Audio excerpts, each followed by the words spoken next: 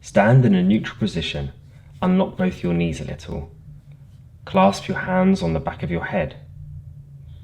Straighten up your spine and lightly push and brace your head into your hands. Slowly breathe in through the nose whilst unlocking and dropping one knee on one side, allowing your hip on the same side to drop as well. Side bend at your mid-back so that your elbow rises on the same side as the dropping knee.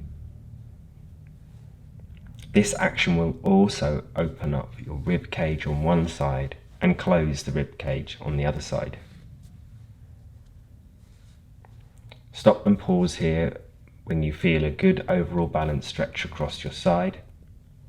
Breathe out slowly through the nose and relax.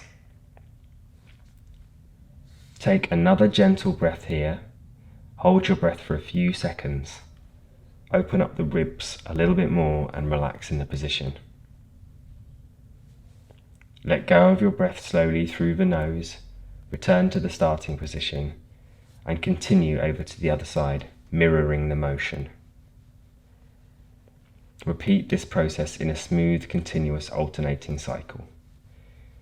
Keep relaxed and loose.